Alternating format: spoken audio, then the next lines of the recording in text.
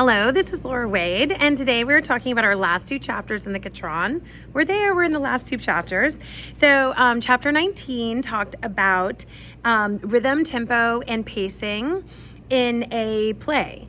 And it talked about how the director is like the conductor of the rhythm, the pace, and the tempo.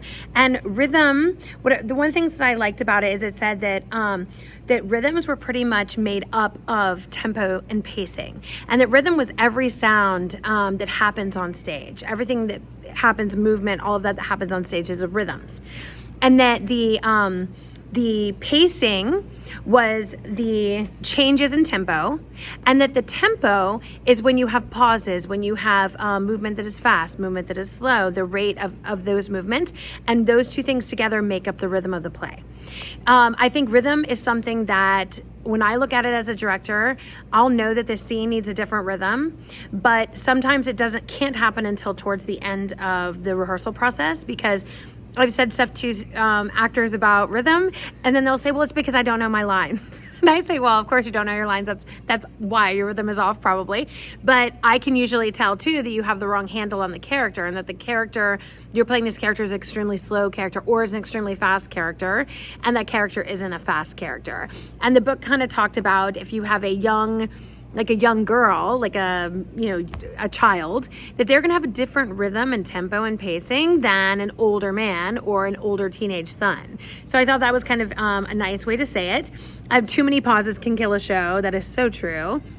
And it mentions that in the writing. One of the other things I love is it said that your play can die a million deaths if there are too many pauses in your show, and if you do not have variety. And it said you must pray to the God of variety to bless you with good choices in your variety. So I thought that was really neat. So overall, excellent chapter. Very good that it's at the end, because like I said, as a director, I conduct that at the end when I go to see a show, and you can too, you probably all do as well. You know right away when the pacing is off, especially when it's line, pause, line, pause, line, pause. You're like, oh good God, these people. So excellent chapter. And the next chapter, the last chapter, what a great chapter, really dealing with the director as a problem solver. This is chapter 20 in the Catron, the director's vision, and it goes into different specific problems, and I'll read just a few of the ones that I noted in my writing.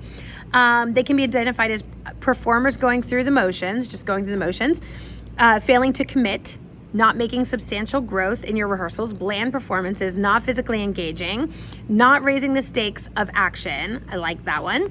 Lack of chemistry and awareness of being on stage, like too much acting, right? Lazy actors, uninspired, etc., etc., etc. So if the director is experiencing any of these problems, what's really great about the chapter is it goes into how do you identify them, what are the symptoms of those problems, what could possibly be the cause of those problems, and then as a director, how do you try to fix it? So I think that chapter is a great resource to go back to when you're finding those problems. One of the things I noted was about raising of the stakes. I think, right now I have some young actors, but the show I'm dealing with right now is an adults show. But, and I will find, my actors, my young kids are actually more trained than some of the adults I work with because they're trained by me for years. But when dealing with raising of the stakes, I think that if you can do that, it even said it in the text, you can actually solve a lot of those problems. Physicality, being bland, all of those things, varying your rates and all of that, tempos, not physically being engaged. If you raise the stakes, you're going to be engaged vocally, physically, mentally, all of that. So that one action by the director to help those actors raise the stakes.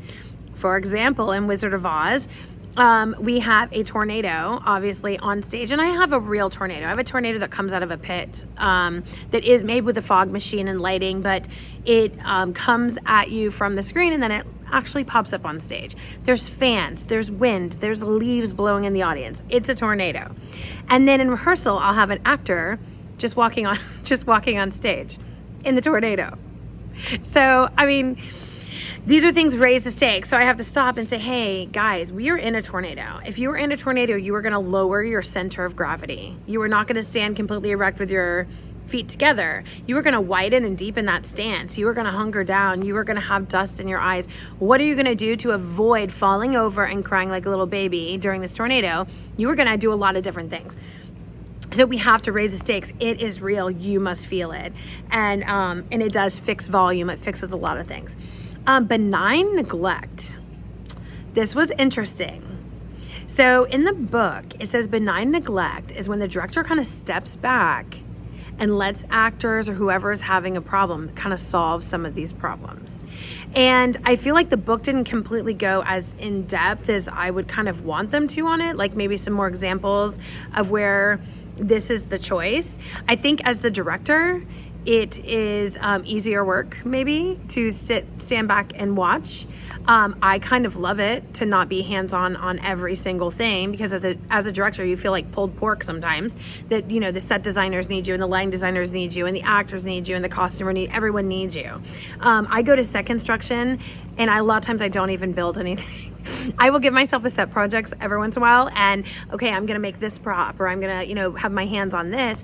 But then when I get there, I literally cannot do it because everyone needs me. And usually my husband's a business person. He normally is not involved in theater with me, but on Wizard of Oz, I've put him, he's kind of retired now. So I said, hey, you want to come down? I would love for you to be a part of this show. So he's come down and he's witnessed it. And he goes, whoa. He goes, I had no idea you dealt with this. He would just come and watch the show. He has no idea what my work is like.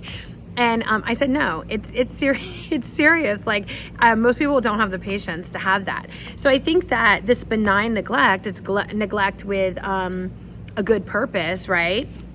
It's not a harmful neglect. It will force the actors to take their own problems on. And I don't think that's a horrible idea. I wouldn't mind trying this. I don't know if I actually do this. Maybe I do. I don't know. That was one of the things I read. I thought, do I do that? I don't know if I do that. So we shall see.